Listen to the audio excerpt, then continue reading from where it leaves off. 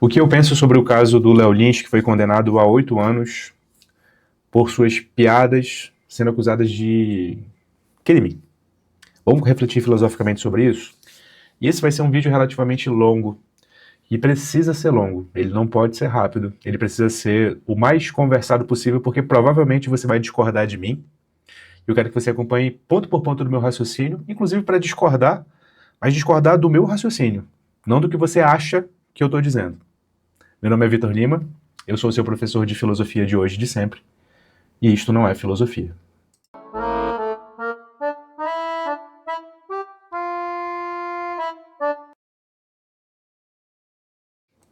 Então vamos lá. Tô gripado, tá, gente? Tô até com a minha toalhinha aqui, então por isso que meu olho tá com lágrimas e vermelho. Mas vamos lá, vamos lá. Isso é importante. Léo Lins é condenado a 8 anos de prisão por publicar conteúdo preconceituoso e discriminatório contra minorias. Então vamos lá. O humorista Léo Lins foi condenado a 8 anos e 3 meses. Tem que dizer de quando é a matéria, tá?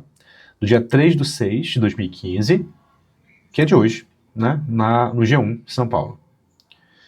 O humorista Léo Lins foi condenado a 8 anos e 3 meses de prisão por propagar conteúdo contra minorias e grupos vulneráveis. A decisão atendeu a um pedido do Ministério Público Federal, que entrou com uma ação contra o humorista em 2023.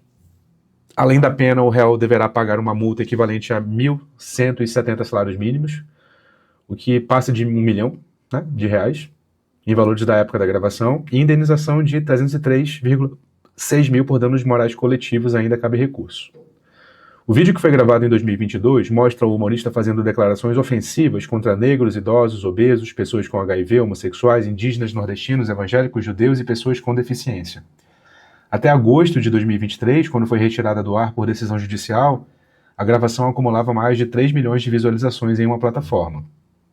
Segundo a decisão da juíza Bárbara de Lima Izep, da terceira vara criminal de São Paulo, Federal de São Paulo, o alcance da publicação na internet e a diversidade de grupos atingidos foram fatores considerados para o agravamento da pena. A justiça também entendeu como agravante o fato de que as declarações foram feitas em um contexto de diversão e descontração. Ou seja, num show, né? Num show de comédia. Para a justiça, apresentações como a do comediante incentivam a propagação de violência verbal e fomentam a intolerância. Além disso, a decisão diz que a atividade artística de humor não serve como passe livre para a prática de crimes e que a liberdade de expressão não pode ser usada como justificativa para disseminar o discurso de ódio. Aqui tem uma citação, né? Deve ser uma citação da sentença, talvez.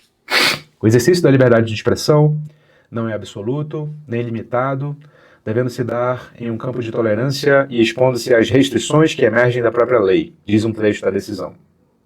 No caso de confronto entre o preceito fundamental de liberdade de expressão e os princípios da dignidade da pessoa humana e da igualdade jurídica, devem prevalecer os últimos, ou seja, ela está pesando aqui princípios constitucionais de mesmo patamar, né? O que não é absolutamente errado, é o que juízes fazem quando princípios constitucionais entram em colisão.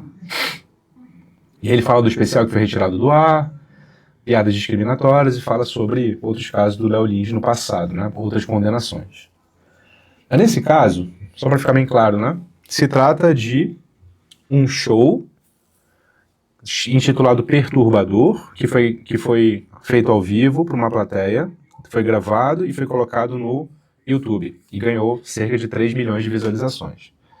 Esse show segue a linha editorial do comediante Léo Lins, que é falar sobre o que a gente conhece como humor negro, ou piadas ofensivas e que causam aversão moral e que tocam em temas delicados, certo? Esse é o gênero humor negro. O Léo Lins é talvez o comediante mais conhecido, embora não seja o único no Brasil que faça isso. Eu penso sobre isso várias coisas, só que eu separei algumas aqui que me parece são recorrentes nos comentários sobre o que ele faz, tá? Eu já fiz alguns vídeos no Instagram sobre isso, fiz 2. Se você quer acessar meu Instagram, eu vou colocar ele aqui na descrição do vídeo. São vídeos de 2 minutos. Mas lá eu quero aprofundar... Lá não, aqui eu quero aprofundar o que eu falei em um dos 2 lá. tá? Que é 3 afirmações. Arte que ofende não é arte. Liberdade de expressão tem limite. O limite do humor é o crime. Vamos falar sobre essas 3? Bem conversado? Bem conversado. Mas antes um aprofundamento aqui. Se você me escuta, acompanha meu raciocínio, só porque você concorda com o que eu falo, você não está comigo porque eu sou um professor de filosofia. Você está comigo porque eu massageio o seu ego. Certo? Um professor de filosofia não serve para massagear o seu ego. Um guru serve para massagear o seu ego. Um palestrante motivacional serve para massagear o seu ego. Certo? Um líder espiritual serve para massagear o seu ego. Um professor de filosofia e um filósofo, não. A gente está aqui para raciocinar. E em muitos momentos, o seu raciocínio será diferente do meu. E se você entende o verdadeiro espírito da filosofia, você não identifica nenhum problema nisso. O meu raciocínio é diferente do seu. Desde que nós dois estejamos raciocinando, não há problema algum nisso. Certo? Portanto, na hora que você falar decepção, não tem decepção quando você espera a discordância. A gente precisa instaurar essa cultura no Brasil. E se você faz parte deste canal, você acredita nesse ideal. Precisamos restaurar a cultura da discordância e da crítica produtiva neste país. Dito isto, você provavelmente discordará de mim, mas vamos lá. A arte que ofende não é arte. A arte não é criminosa. Alguns poderiam dizer, né? Não é que isso esteja completamente errado. Eu acho que é uma linha argumentativa dizer isso. Eu acho que a arte, em alguns contextos, pode passar dos limites, acho mesmo. O que eu estou querendo chamar a atenção aqui é nisto, e esta é a minha posição.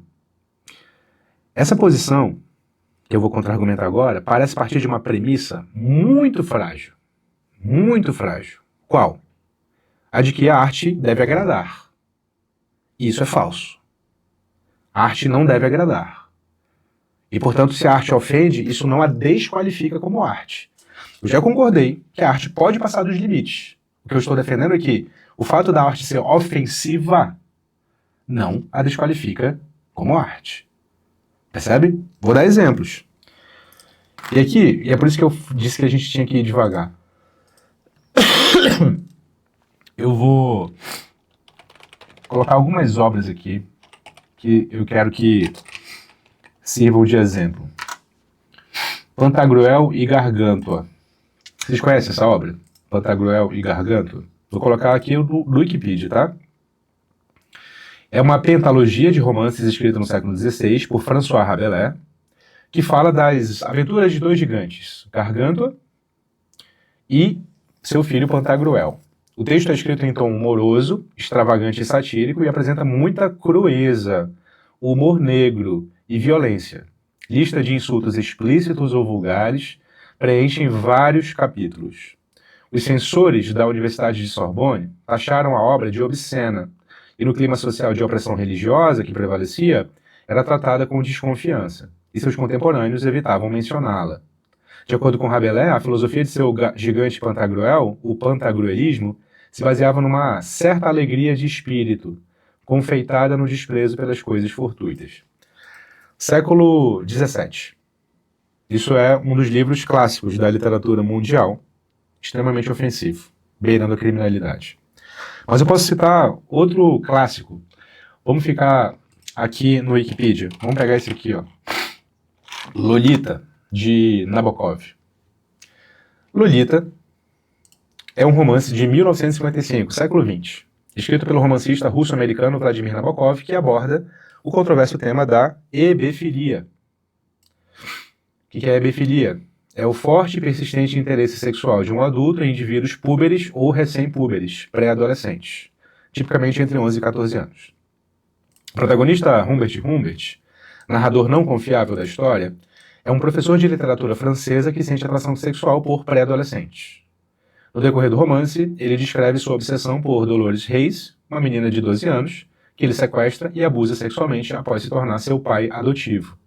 Ele se refere a ela como uma ninfeta e passa a chamá-la de Lolita, diminutivo espanhol do nome Dolores.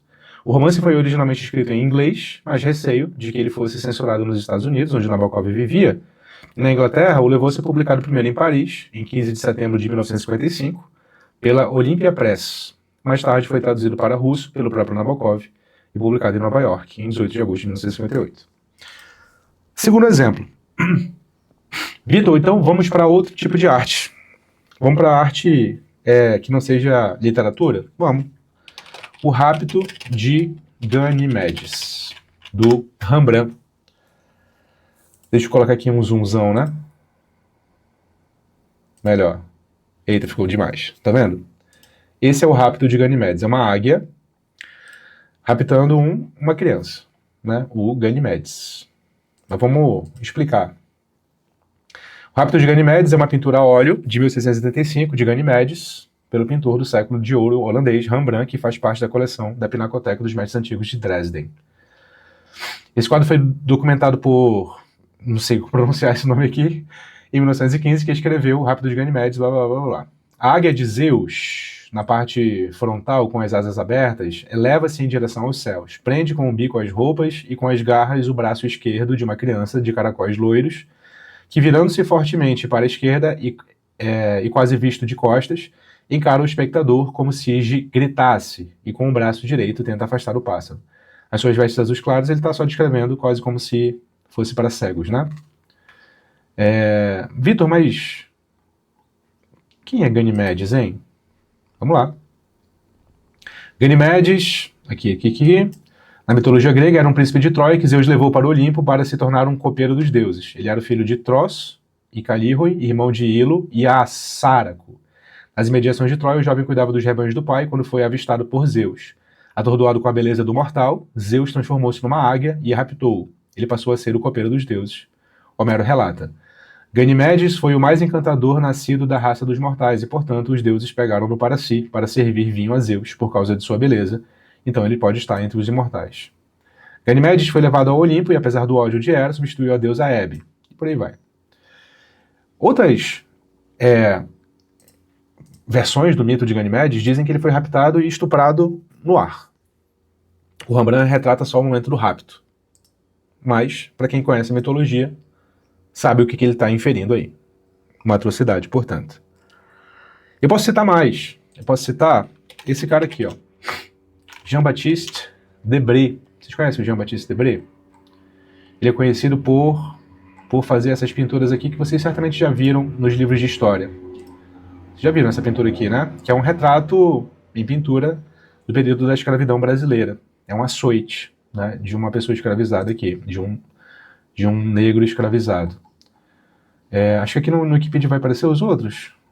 Tem mais aqui, apareceu. Tem outros aqui. Esse aqui, por exemplo, retrata o cotidiano, né, daquela época. Mas tem mais açoites.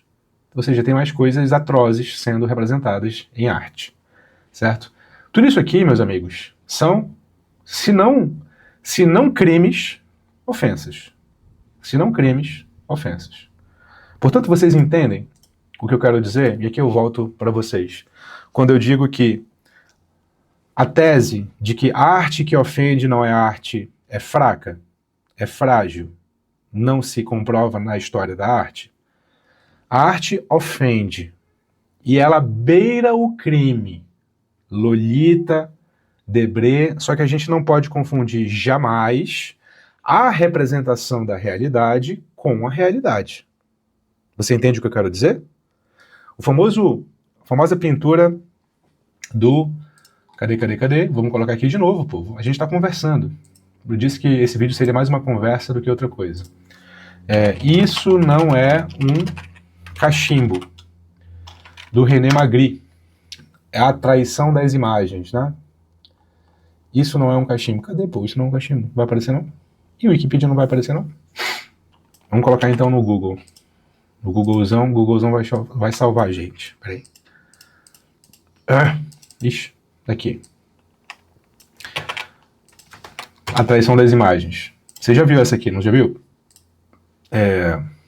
Ceci n'est pas une pipe. Se quiser falar em francês macarrônico aqui.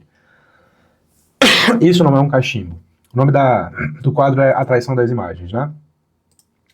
É uma pintura do pintor surrealista René Magritte. Esse quadro é uma das obras-primas surrealistas do artista, está atualmente no Museu blá blá blá.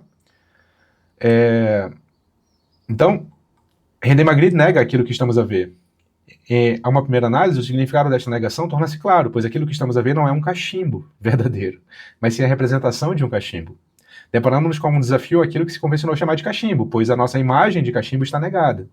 Magritte como que esvaziou o sentido aquilo que entendemos como sendo a palavra cachimbo. E por aí vai, mas eu acho que, fora a filosofia toda do negócio, a mensagem mais simples é: a representação não é a coisa.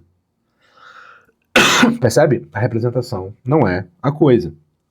Portanto, ver um filme que retrata um crime não é a mesma coisa que um crime está acontecendo. Você consegue entender essa premissa? E, portanto, quando você entende essa premissa, você entende que obras de arte, independentemente de quais forem elas podem ofender. Elas podem retratar crimes. Consolidado isso? Sim. Sem problemas nisso? Sem polêmicas nisso? Isso não é o mesmo que defender o crime? Que fazer uma apologia ao crime? Que incentivar o crime? Que dizer para as pessoas cometam crimes? Certo? Ok? Primeiro ponto. Segundo ponto. Liberdade de expressão tem limite, muita gente diz. E eu concordo. Concordo mesmo, sim. No caso do Monark, eu fiz vídeo dizendo isso. Liberdade de expressão não é irrestrita, assim como qualquer valor constitucional. Nenhum valor constitucional é irrestrito. Nenhum valor constitucional é irrestrito. Todos eles podem colidir uns com os outros, e nessa colisão a gente precisa decidir contextualmente quem prevalece sobre quem. É assim que a gente raciocina. O meu ponto é que na arte, eu não estou dizendo na vida comum, eu sequer estou dizendo na sala de aula, que é o meu campo, eu como professor, sequer estou dizendo na sala de aula, eu estou dizendo na arte, esse limite que eu concordo que precisa haver, precisa ser maior. Entende meu ponto? Precisa ser maior.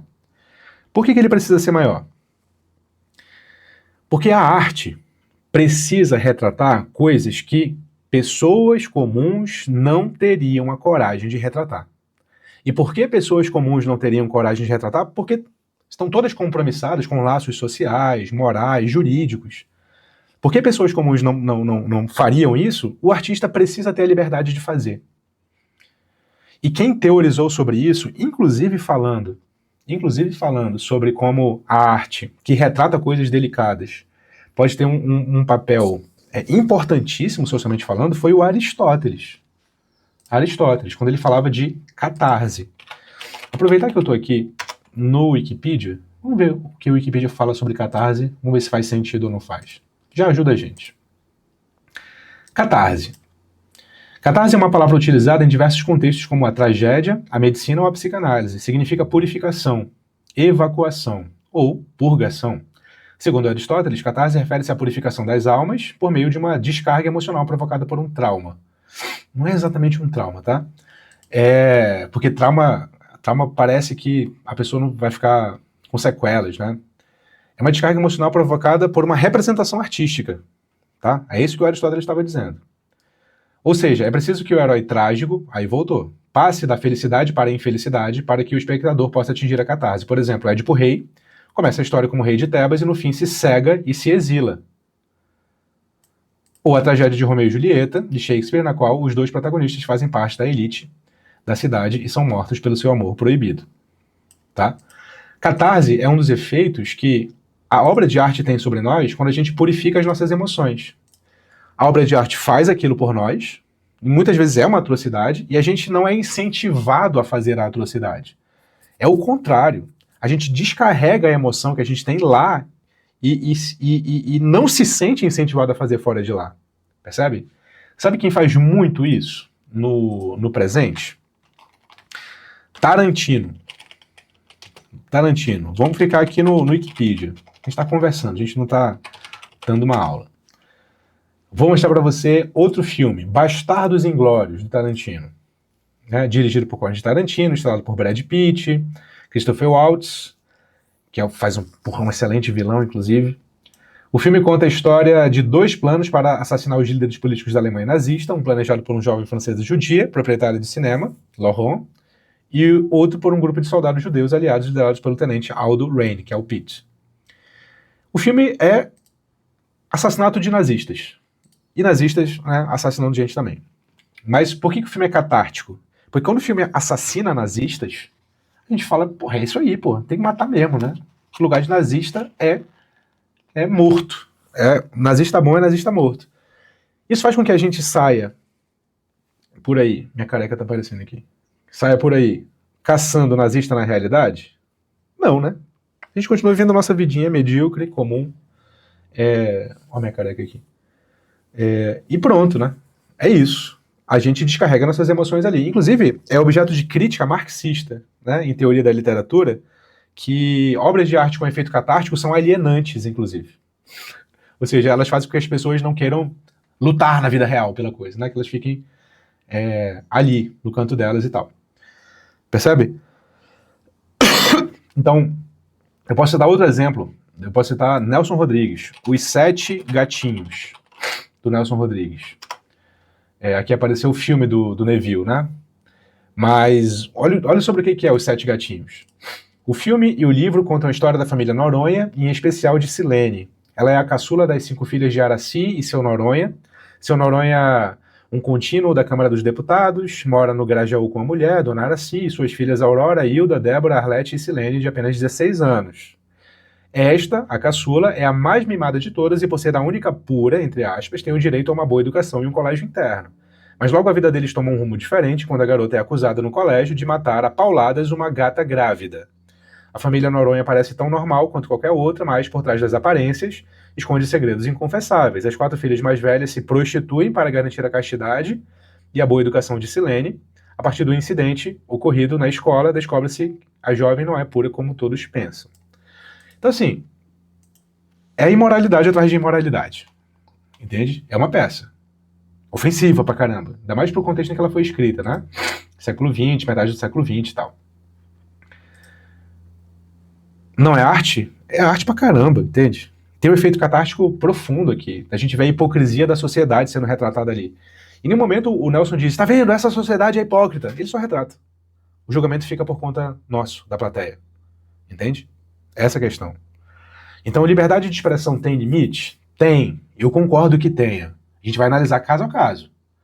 O que eu estou querendo apontar nesse segundo momento aqui do meu raciocínio é: na arte, o limite precisa ser um pouco maior.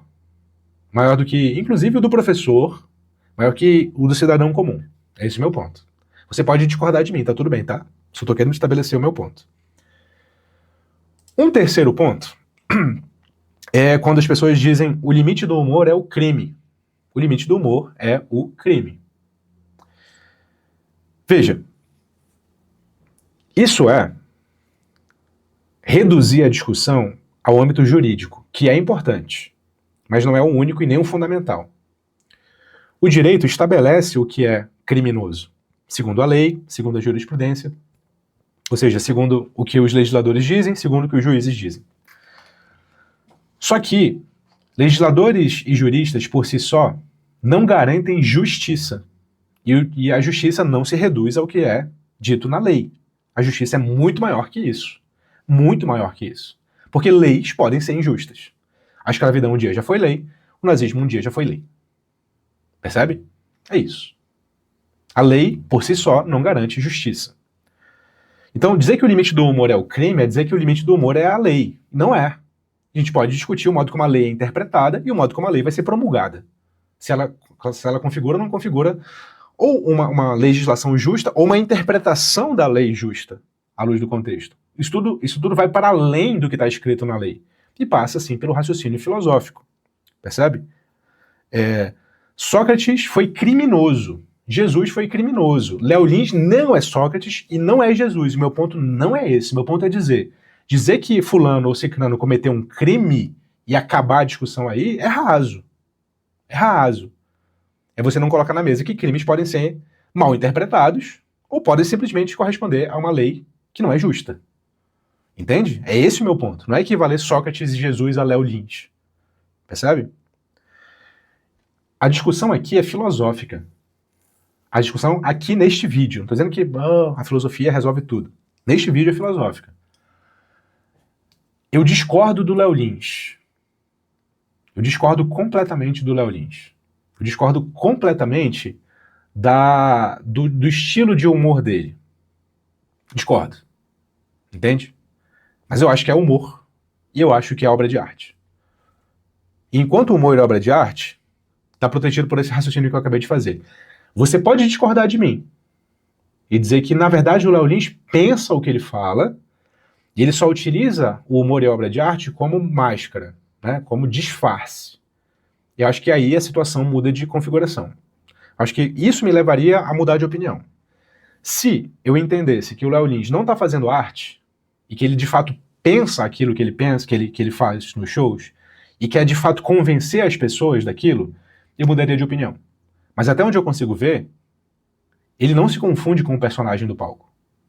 E aquilo é ofensivo, beira o crime, mas não é crime. Não é crime. Essa é a minha posição em relação ao que o Léo Lins faz. E, portanto, pensando assim, isso naturalmente me leva à conclusão de que a decisão judicial é claramente exagerada. Claramente exagerada. Percebe?